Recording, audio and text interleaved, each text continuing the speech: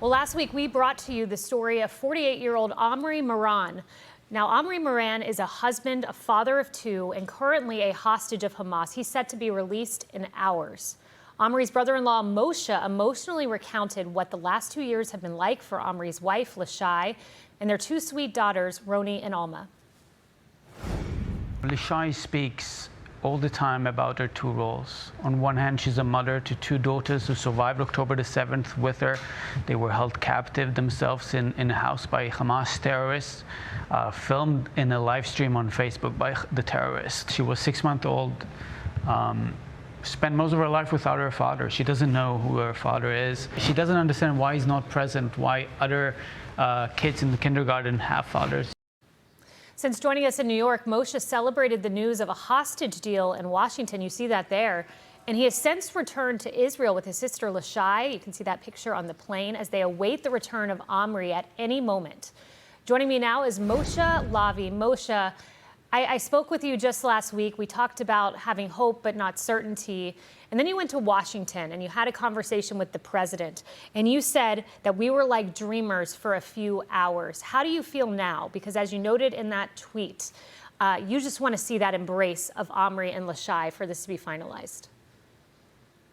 Thank you for having me again. So much has changed in 1 week. As you said, we had hope, but no certainty last week that President Trump's plan will actually become a reality. And now it seems like it is. And we are so grateful for President Trump for being the president of peace, the peace president he is. Such an incredible framework he came with. And he managed to pull all the strings needed from all the stakeholders to agree on a plan that put the hostages first, put my brother-in-law Marie first. And that's what we as families asked from the beginning of this conflict. Put the hostages first and the rest will come later. And now we're just waiting anxiously for it, preparing the girls, preparing the family for the reunion. And we hope that we will not be disappointed again when we're so close for Marie's freedom. How is Lishai doing? Because the 72-hour clock started, and I imagine it's just looking at the clock moment by moment. Yeah, Lishai, as I shared last week, she's such an incredible powerhouse. She manages to function so highly despite the stress, despite the concern, despite her duty as a mother to two girls who now need to process the possibility of their father returning to their lives after 2 years of him being absent. It might seem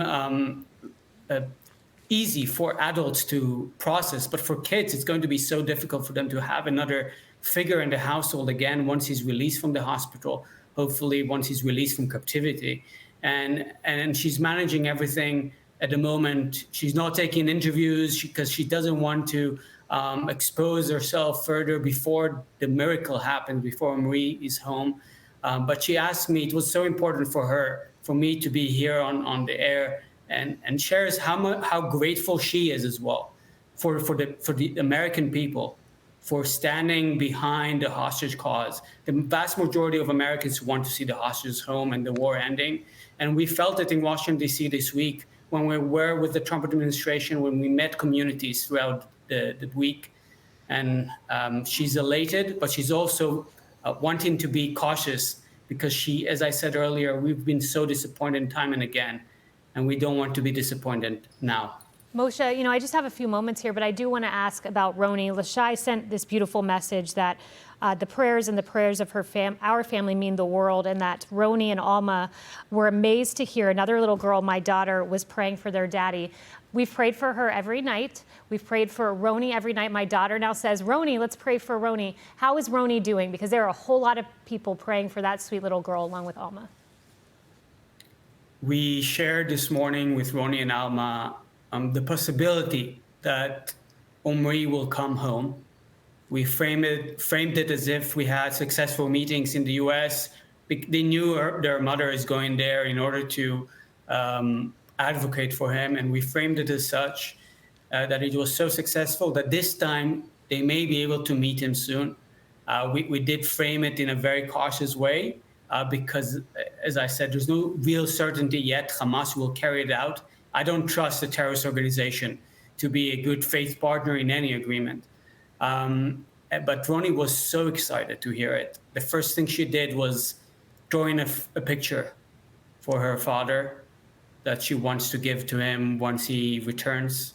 Alma also drew one, and she's processing it now. We have psychologists who are helping us to prepare as a family, and the state apparatus is helping us to prepare. And we just can't wait to see the happy reunion. It's going to be the happiest day of my life. And I can't wait to see Ronnie finally have those eyes, those happy eyes she had before October the 7th. Moshe Lavi, thank you. And please come back when that prayer is answered.